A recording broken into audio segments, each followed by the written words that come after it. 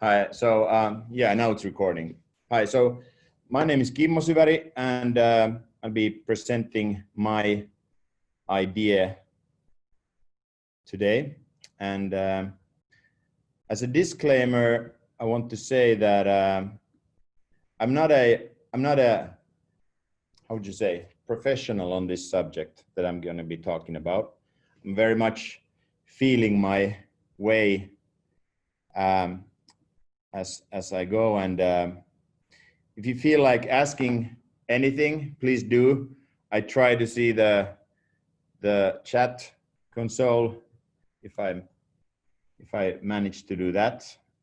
This is actually a very interesting way of presenting because it's like a meditation, like a self-reflection, because I can't see anyone, can't hear anyone. But anyway, I'm gonna get started now. So my topic is back to school. And what I mean by that is trying to connect to my initial reasons for doing what I do professionally. And I sort of reject the idea professionally because I think I'm going to be returning to this a lot today. But since we spend majority of our time awake working, unless we're unemployed or between jobs, I think defining it as professionalism might put like a sort of like bad vibe to it.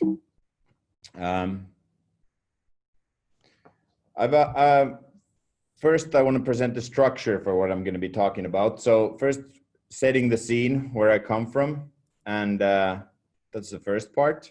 The second part's going to be the now, the current crisis, and then the third part's going to be what's next, recalibrating in a way.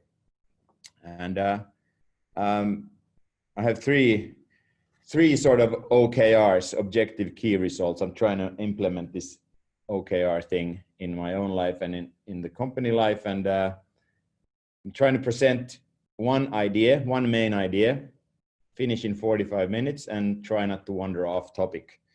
It's already three quite ambitious goals. So where do I come from? I tried to sort of coin this idea, and this is my daughter, Tuve, the younger one. I have two daughters, and she's 5 now. And I took this picture this morning. She's playing with this dollhouse she built with her sister out of these food delivery boxes.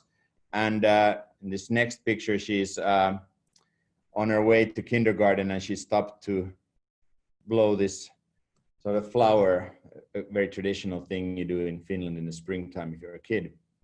And both of these things that she's sort of occupied with here are totally, she doesn't have any external motivation to do this. She's just sort of very 100% connected to this thing that she's doing. She's just there with the flower, with the dollhouse, and she's not getting paid. She's not getting sort of told by me or her sister to do anything. She's just like very 100% connected to this thing. And she's also not limited by any of her abilities or her skills or anything like that. So she's basically very unprofessional in these both things. So she's just doing this for the fun of it. And I thought this is a very good way of putting it now before I sort of dive into my own relationship to these things. And I personally like solving things and building things. I'm by definition photographer and director, but also through the company where Koski Syväri is now employing 14 people. So I've had to learn a lot of management skills and sort of learn by doing. I don't have any sort of education in that field, so it's been quite trial and error. And I don't know if anything ever gets sort of ready or finalized ever. I think the process is the sort of king in doing everything. And I don't look at hours or look at the watch while I work. But it hasn't been like this always. And I'm actually gonna tell a little story about when I went to art school. This is generic image from an art school. We used to also do this like nude drawing. But before I went to art school, I was going from first the Finnish peruskoulu from 1st grade to 9th grade, and then after that the lukio for 3 years. So 12 years in total, where I was basically stuck in this system that values, it's very sort of metric centric. You're always, your grades get valued, you're always being measured against the other students, and you're always being told that the sort of prize is somewhere else than in the now. And you're always told to sort of run for something, like run for a goal of some sort. And it didn't suit me well at all. I was always waiting for the day to be over, or the weekend, or the Christmas holiday, or whatnot. And I was never there in a way. In my head, I was never there. And when I got into art school in '98 to study photography, I noticed that I'm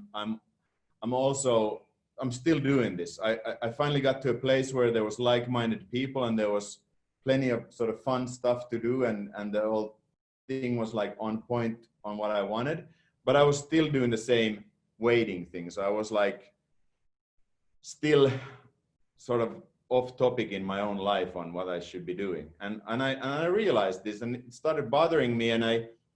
So I decided to retrain my brain. So I decided not to go to school before I felt like going to school. So every day I would wake up, and then I'd just loiter around the house, or the house, it's over exaggerated to call it the house with just one room. But I would hang out there, and then maybe go to school around noon to go and have lunch, and then stay there. And after a few weeks, the teachers started asking me if I'm okay and if something's wrong. And then I told them about this experiment, or this retraining of the brain that I'm doing. And it took about like a month or so, maybe a little over. And then I started feeling like actually going there. And it actually worked. Like after that, I haven't had this sort of like urge to be somewhere else professionally. I've had that in life in many other situations, of course, we all do. But professionally, I've always sort of felt very content with what we do, or with what I do. And let's move on. Koski Syväri is my third attempt to run a production company. The first two failed attempts, with trying to think what they gave me and what I've learned, put this sort of parody stock image here about all the professional skills I've learned. I've learned sort of how the industry works, and how my sort of tools work, and what works and what won't, and so on and so forth. But that's like all the good things I've learned, and also a lot of people skills, and maybe hopefully at least become somewhat of a better manager and a people's person than what I was in the beginning. But the bad things that I've learned is sort of this autopilot thing, where you take things for granted, and you start to sort of like rely too much on your reality model on how stuff should be. And this is basically very much now on the subject that I'm going to be talking about. And when you start a company, I think the main problem with the autopilot thing is when you have a really young company, it's high risk and excitement. And then when you have a more mature company, it seems like the company is trying to become like an insurance company. So whatever its core business in the beginning was, when it's generating its business sort of further and more stable, it's starting to make this sort of like security shield around it. It's of course optimizing its operations and sort of making its finances more stable and all that, but it's also becoming less and less willing to take risks. And this also in a way works on a personal level for people. So when you work for a long time somewhere and become more senior, you demand more salary, and all of that is sort of justifiable. And I think it's like there's nothing wrong with it in terms of like from a perspective like what somebody is sort of morally obligated or and entitled to. That's totally fine. But from like a readiness perspective, I don't know if it's a very good thing. So if you think about like a young person living alone, having a student loan and not getting really any money, versus a person who's already this, maybe have like somebody in their life sharing an apartment with them, kids have moved out, all of that. So their expenses are basically lower. So their need for everything is lower, but at the same time, their sort of comfort zone has gotten a lot sort of more demanding, and they want to have sort of all these perks for themselves. So same goes with the company. And so now diving into the current crisis from this standpoint,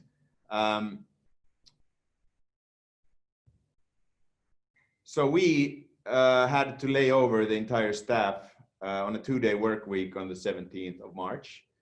And we've now come a little bit back. It's a little bit better, but still, of course, not back to normal anywhere near normal.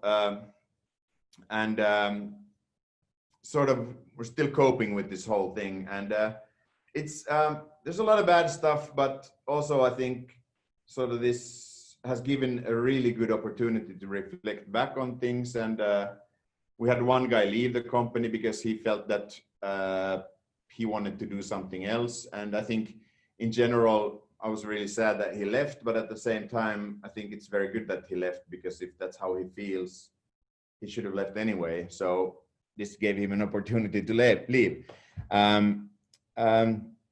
In general, I think the whole sort of reflecting process is to try to understand what's happening around you. And I put this book cover here. I've always been drawn personally to this sort of like topic of survivalism. There's great sort of survival storybooks, but this is about the theory on survival. And this Lawrence Gonzalez, who's written this book, his dad crashed as a bomber squadron pilot in the Second World War and was captured by the Germans and was held as a prisoner of war for, I think, 1.5 years. And he was the only one from the squadron that survived. And he's been really fascinated about this whole topic. And he's sort of like, the idea he coins in this book is that you have to, like, your senses are really limited. So I can only think now that somebody's sitting there and listening to this, but I can only imagine it, but I can't see it. So I don't have any sort of like sensory sort of input, or I don't have anything like, I don't have anything concrete to sort of back the idea that this would be reality. So your senses give you a very, very sort of like twisted idea of reality. So you have to rely on biases a lot. You have a very sort of like twisted view on reality. And there's actually like this really great chart on the subject. This is like the cognitive bias codex. So this is basically a list of, it's probably a very flawed list too, because this list, also due to its claim, it should also be very flawed. But all the things that I managed to read from here were true in the sense of like how we tell ourselves, like very much of our reality and idea of reality is very much based on how we hope things would be, not on how they really are. And I think this crisis has basically put us in this situation where our idea of what a company is, I wrote like the only reason a company exists and works is because there's an idea of the company. So what is this idea? And I would claim that the idea of what each and every company in this country or in this world is, most likely it's very different from what it was before the crisis, because everybody has had to adapt to this. So how do we then adapt to this? And how does this all like interlock to this idea that I had? There's this great word in Finnish called temppurata. It's quite playful. The English word really obstacle course. So what sort of an obstacle course do you build for yourself in your head? Why for like external motivation? What sort of obstacle course does the company build for itself?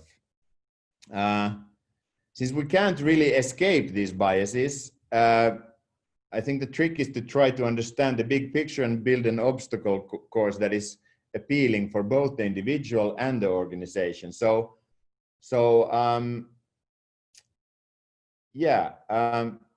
What's the root motivator for working in the first place? And I sort of went in my head back to the Lahti years and trying to think about the sort of like the fun in the doing and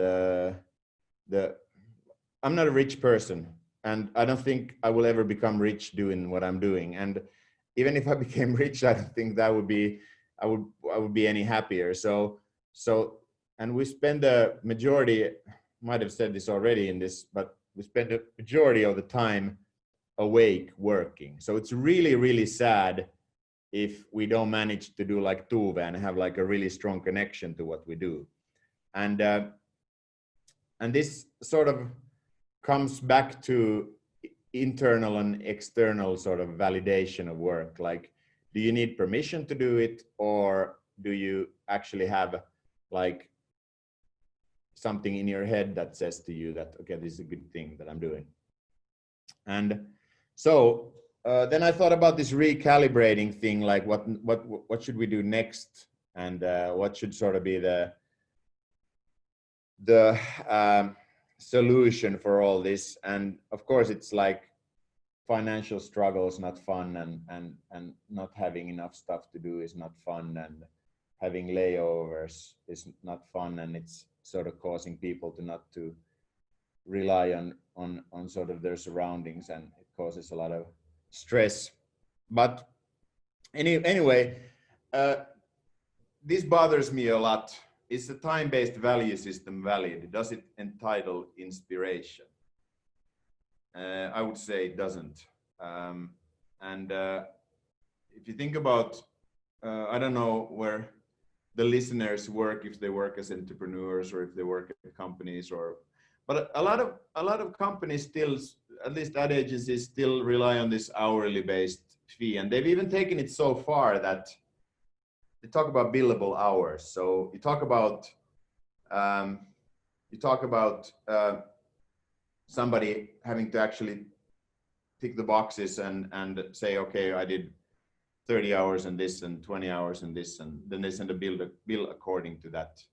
But then if you ask the client whether they want to pay for billable hours or a really great solution, or they want to buy a really great solution but they want to pay for the hours.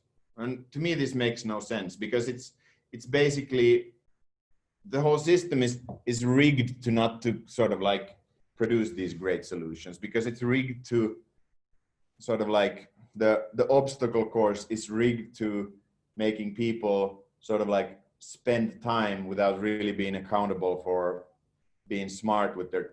What if the system was so that, okay, you spend 15 minutes and then you can go and have a beer with your friends and go on a holiday, and then you get a bonus, but you actually spent less time and created more value. I know this is an exaggeration to put it this way, but I think it's sort of like an exaggeration to the right direction, because the current situation is totally wrong. And the way it's played out now in the crisis has been that some people have realized that they're a part of a team.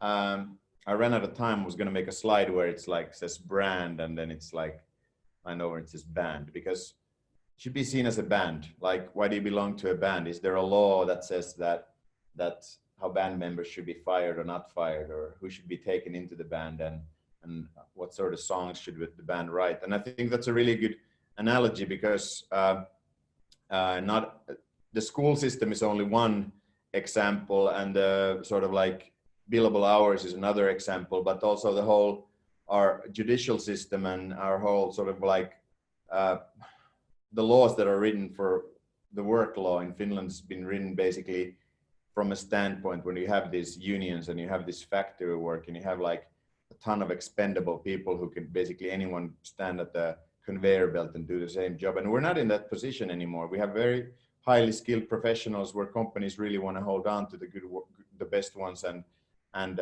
people actually like know this. They know that they're not sort of like expendable, and they know that they're really good at what they do, and I think it would sort of create a better environment in general if this whole system was more sort of like inspiration centered and wouldn't treat us like infants in this area. Yeah, this I already covered. Does client want to pay for a solution or hours? I would say they want to pay for a solution. Then I took, this is a Toyota Corolla. It's the most sold car in the world, one of the most sold consumer products. Probably financially measured, it's the most sold consumer product ever. The reason I took this is because I think it's a great sort of analogy to the billable hours versus the product, because and it's also, if you look at Toyota, it's a really good example of the obstacle course a company can build for itself. And Toyota is basically the sort of creator of the lean management system, and at the core of the lean management you have Kaizen, which means Kai means to modify or change, and Zen means think and make better. So the whole company is based on this, to a point where they used to have, I don't know if they have that anymore, but they used to have, probably not, they probably have a button, not the line, but they used to have a line above the production lines at the Toyota facility, and if a screw would fall off and constantly the worker could pull the line and the whole line would stop, and then they would come there and they'd fix it, and then the line would keep going after it's been fixed, and it would cause, in the beginning, production delays, and then later it would cause more efficiency and a better product. And here's the sort of circle of how it works. But the point in Toyota and Kaizen and all that, it's not to sort of like dive into that now. The idea is to sort of emphasize the fact that they've built themselves an obstacle course, which is not billable hours and tick in the box. It's about actually being involved in this sort of like inspiring game where you're actually trying to make something better, and you have a pride in actually belonging to that group. And there's a ton of other sort of motivators there. And the OKR I mentioned earlier, that's a sort of like more modern, IT people probably know it quite well. Others might know as well, but to me it was new. I didn't get introduced to it until lately. But basically, objectives and key results where you measure not only the organization's sort of goals and direction, but also each individual working there, and you build like a very sort of transparent and motivating environment for everybody. And if I go back to the art school thing, I would say that that the sort of way to coin this whole thing is to stay true to yourself and trying to find a happy place in work life. This is my last slide. We had another guy leave about around Christmas. We actually in our Christmas party threw like a really good farewell party for him, but he went to Bellycreate, Juha Norokite, who wanted to pursue a career as a VFX artist, and we couldn't offer him that path, so he decided to leave. And even though it saddened me to lose him also, I'm super happy he went for his dream. And I think, I'm not saying everyone should get fired from the job or quit the job now and start doing something crazy, but I think this is a great time to reflect back on your motivators and actually ask yourself, what are you doing? Why are you doing it? And what's your company doing? And could your company be a better member of its surroundings? Because the company's sort of reason for existing anyways, trying to produce something good for its surroundings, not to create value for the shareholders. That's probably somebody's idea of it, but But if you ask anyone sort of like looking at it from a bird's eye perspective, it should create something good for its surroundings. But yeah, that's basically the official part of what I had to say. If somebody has anything to ask, please do. You can do it in the comment section. Chat, sorry. I'm gonna say chat section. People are so shy. Yeah, great. Hold on. What's the biggest, Pasi is asking, what's the biggest event and idea that pushed you to the path you're on now? That's a very good question. I had a very grumpy Finnish-Swedish grandmother who taught me this like ethos of work. And then I also got sort of like, in a way, always like guilt tripped by my mom because I wasn't, as I said earlier, I wasn't good at school, and they all probably always thought that I'm sort of a misfit. And then I also had a father who in the 90s when we had the recession in Finland, didn't do that well. He didn't go like completely bankrupt, but very close to, and we had some really like meager years in the sort of like family life at that time.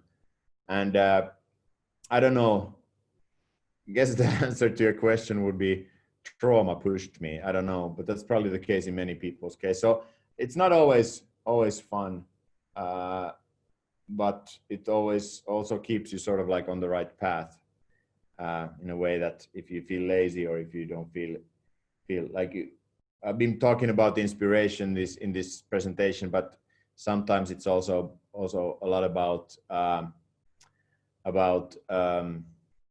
just pushing yourself through the sort of like unpleasant things to get to the sort of more rewarding things, and yeah, but you still should try to maintain the connection. Yeah. Anyone else? Tommy is asking, what do you do to keep up creativity?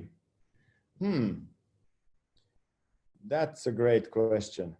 I don't know. I think firstly, I don't know if the well, this is good because I don't know if the creative industry is that creative. Like, if I look at like my wife works in medicine, and I feel that those people need to be, especially now with COVID, they need to be way more creative than we do. We basically just doing creativity without constraints. I think it's just a personality question, and for me the creative stuff starts from, if you have just like if you have a brief, you of course need to keep it on the brief, the creative stuff, but then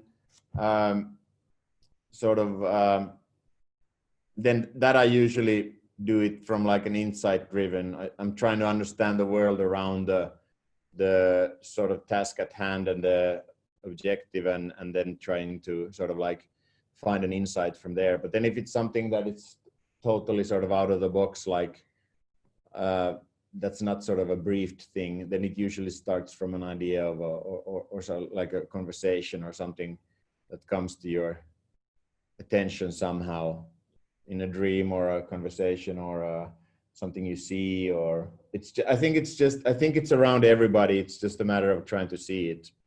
And also people tend to sort of turn down creative ideas because they think they're silly, or they think they are not sort of like cool, or they're afraid they're gonna get embarrassed or whatnot, or just, yeah, they're afraid to fail. And what people don't think about with failure is that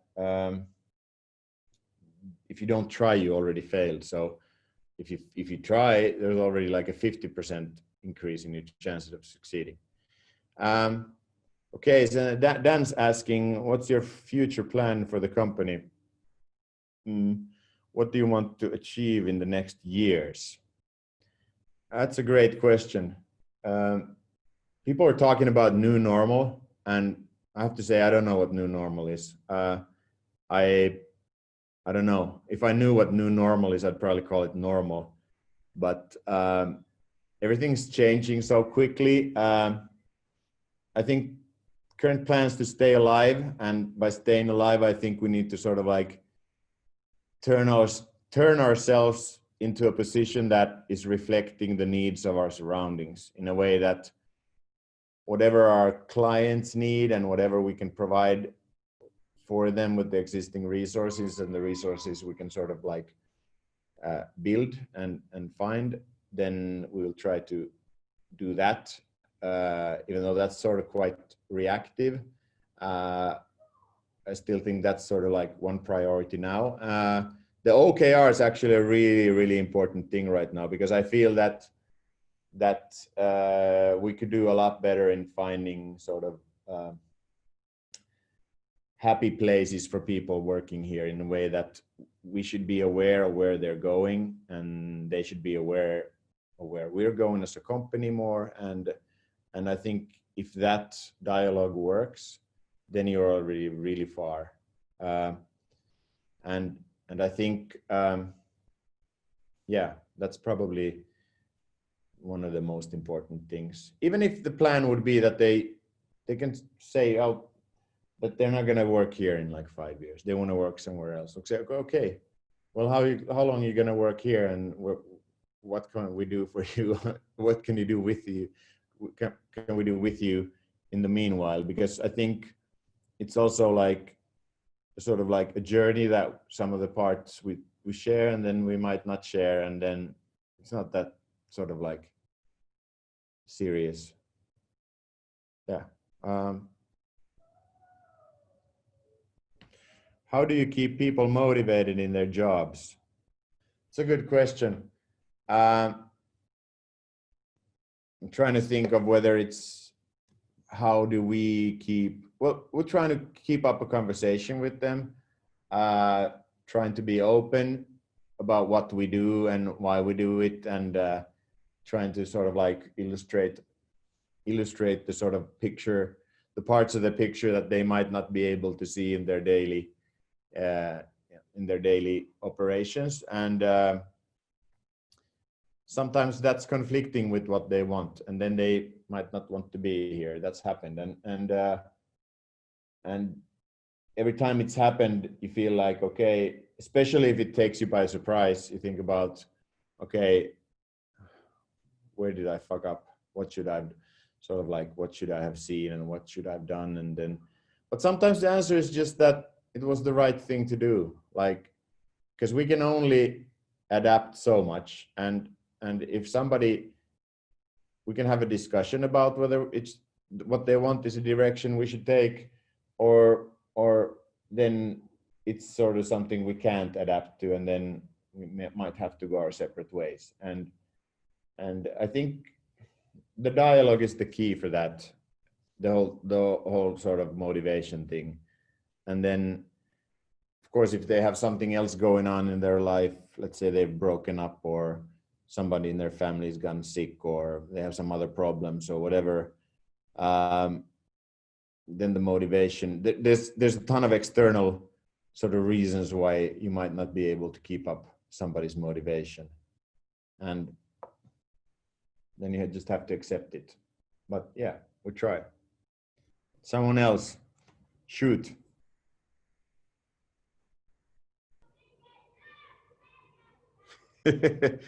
Fuzzy is asking, what are the key ingredients and checkpoints in obstacle courses to keep company on the edge? I don't know what you mean by the edge, but I mean, can you refine? I think the trying to create something. I don't know. I haven't basically been very good at this. I would say. I think we've done okay, but I think this sort of like crash now that we've experienced, everybody, it has been something that sort of like requires a lot of reassessment. And I think I would say that the best obstacle course is to trying to go to each person and to each person's sort of career plans and dreams, and make sure they're in line with what the company does, and make sure those people can be the best version of themselves while they work here.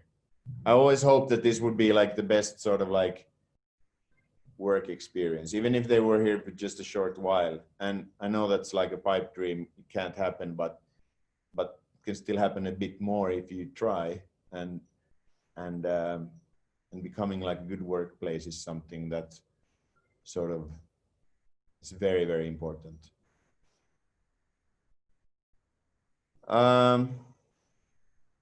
You mean like fresh and relevant in time?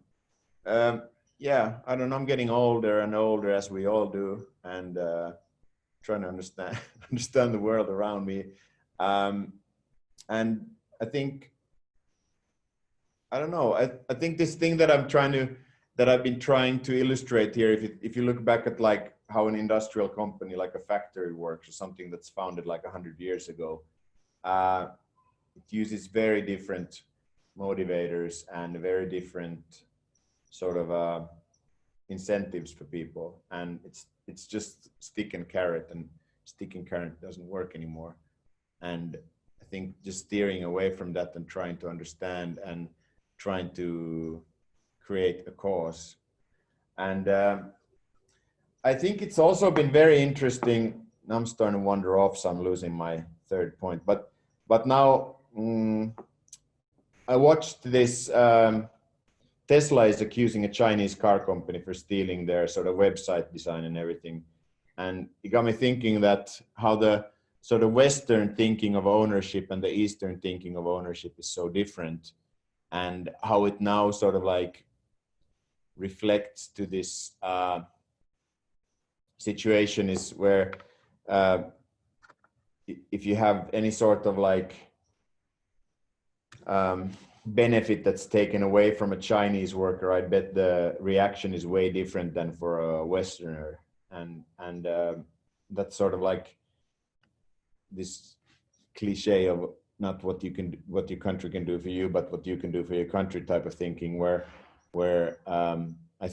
I hope the sort of collective thinking would become more of like this holistic thing where you think about like what the meaning of your actions is for the greater good, whether it's the company or society or whatever it is, versus what you can get out of it. And that was basically in my sort of like when I wrote in the sort of intro that I wasn't born here to get paid, was that I didn't start photography because I got paid to do it. I started because it was fun, and I think I didn't get paid to do it until I was good enough for somebody to come, hey, I want to hire you. And I think this is a really important thing to understand for anyone doing something professionally. If you look at somebody who's like really high up somewhere, like an artist or something, like you take, for instance, like Weekend as an artist, like he doesn't make music because he gets paid. He makes music because he's a talented musician who's inspired to do it. And this is at least what we've been sold as an image. But of course he gets paid, but which one comes first? I bet always the inspiration and the sort of like commitment to the thing comes way before you get anything out of it. And now that we're in this sort of like rut where there's like a little bump in the road, which we hopefully get past one way or another, it's important to sort of see what the reasons are.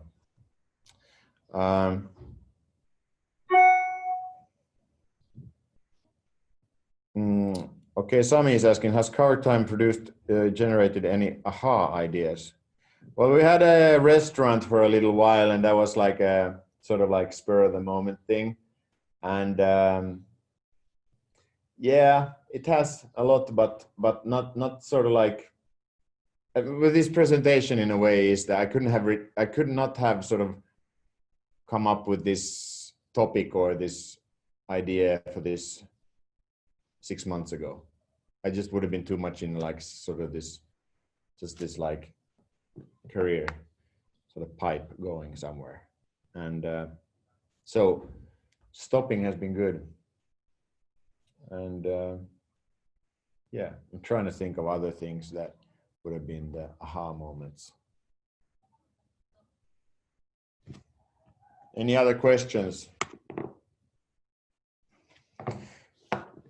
Laura is Laura Line is asking, related to whether clients would like to pay for solutions or hours, do you have some ideas how to begin a sustainable transition towards a culture where work is not built by the hours, or which are the biggest issues in the status quo that we would question? This is good. I was going to put it as a part of this where there was a blog post. I couldn't find it for this. An old blog post by a graphic designer where he created a logo or a identity for a client, and then when he was going to bill them, the client was horrified by the price, and it's like, how can this be this much since you only spent 15 minutes doing it? Of course, exaggerating. And the guy replied that, yeah, you're right, it only took me 15 minutes and 20 years of work experience to do this. And I think to arrive at good insights, or to arrive at a good sort of like solution for something, it's not time bound. And I think the reason why we're tied to these hours, or we're tied to this sort of grind or this paradox is because if somebody who is ordering the job is accountable for the result, and then if they have to go and say like, what did you buy, and then the response is, well, I bought this logo and it cost me like 60,000 euros, and then the logo is bad, then it's really sort of like there wasn't any there's no proof of what led to that. But to answer your question, I don't know, it's fairly sort of like, it's already used in bigger sort of like transactions. If somebody, let's say somebody's let's say like Deloitte or McKinsey, or like a consultant sort of like firm is doing something, they might price their job so that they say, okay, we solve this problem to you, and it's going to save you this and this much, and we'll take a certain percentage of it. And it's of course in a way different because it's measurable stuff, and they can say that, okay, you now solved this logistical problem and it saved us like 2 billion, and you're going to get 2% out of that. But a similar sort of value system could be created for creative work. And in a way, in production, it is like that, because oftentimes productions they're quoted beforehand, and then after that, it's up to the production company to either make a profit on them or make a loss on them. And that happens constantly. You have productions where you actually make a good profit, and then you have productions where you end up making really bad decisions in everything, and you end up actually paying for it. And we've had plenty of both. And but the thing is that if we sort of commit to something, we never go back to the client and say, okay, well, it's like you don't go to the restaurant and then when you order food, the waiter arrives and is like, yeah, the chef couldn't really nail this. Maybe you should order something else, and you have to pay for both. It doesn't work like that. You pay for the food, and then the chef does whatever he does to get the food to you. And that's the same with the Toyota. You don't go and ask how many hours it took the Japanese engineer to make the Toyota. You're just happy that it works, and you're happy that it's basically, and they're actually valued by their shareholders based on how efficient they are. And they're a really efficient company. They're the biggest car manufacturer in the world. So if you, I don't know, I think it just requires a lot of dialogue, and especially it requires a lot of intelligent people on the buyer's side to understand that maybe we shouldn't hire these guys who are just ticking the box on the hours. Maybe we should hire these who price their work on added value. And how the metrics going to work is probably going to sort of require some thinking. And yeah, I hope this answered somehow your question. My answer was, I don't have an answer. Now I might have an idea. I think the best idea would be to ask people who are really good at something, who can set their own price, how they do it. because I think there's really a lot of, I don't know how much there's people like that in Finland, but internationally there's a lot of, like David Lynch, I don't know if this is an urban legend, but he has a thing called a look fee. So David Lynch has a look fee of $200,000, which means that he takes a look at a script, commercial script. It doesn't yet mean that he will direct it, but he will look at it for $200,000. So it's basically I think it needs to start from there, and then I think it's a question of supply and demand, and I think the creative industry, especially in Finland, really needs to look in the mirror closely to sort of like understand that maybe they sort of, they've let the clients sort of like call all the shots, as specialists we should maybe more often call the shots. Not saying just regarding pricing, but everything else, because I think there could be a lot more sort of like integrity in the industry if we sort of kept it up more ourselves. So if you, Laura, want to try, just say next time you price something, just tell them how much it's going to cost, and when they ask what it's based on, it's saying like it's because you do it, and see how they reply. I think that's a good way to go about it. Yeah, I think so. It's a slow process, and I also think that sort of like I always joke about, or it's not a joke, it's irony, that in Finland we know what a ton is, or a meter, or something measurable is, but we don't really understand the value of a story, and we don't really understand the fact that the people who actually are the voices of the brands, and like if you go and ask a Finnish brand manager who directs their films, or who shoots their photographs, or who's drawn their font, or who's doing their illustrations, or whatever element they're having to create their brand, and the sort of visual appearance of the brand, and the storytelling. I think it's safe to say that there's a lot of them who couldn't name the people who are doing that, and at least they're not requiring exclusivity.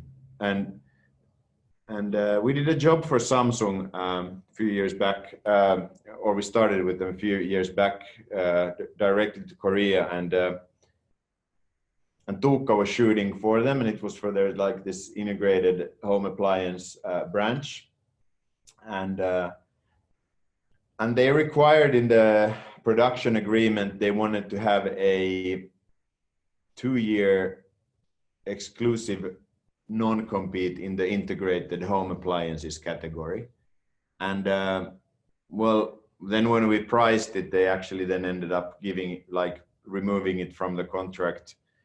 But it goes a long way to show that they really think about these things, and they really want to sort of like secure the voice for their sort of like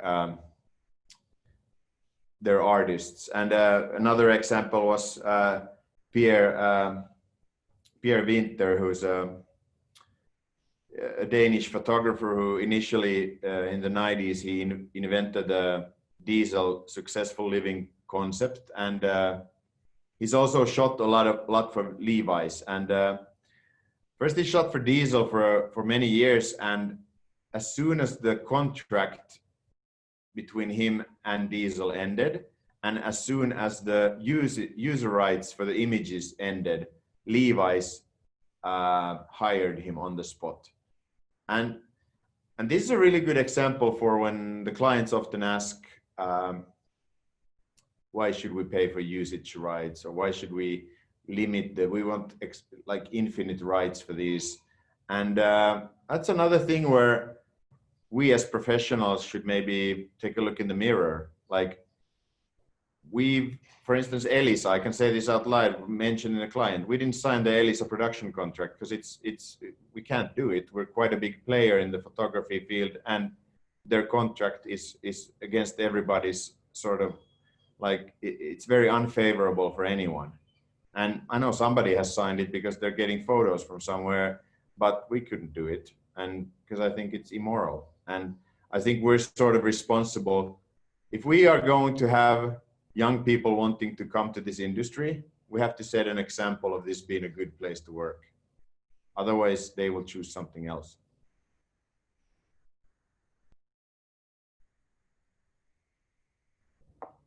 Any more questions? All right, thanks. Let's wrap it up then if nobody's willing to ask anything anymore. Hey, thank you. This was very, very sort of clarifying for myself. Writing something like this is great way of sort of like clearing your thoughts. And thanks everyone for the conversation. All right. Stay safe.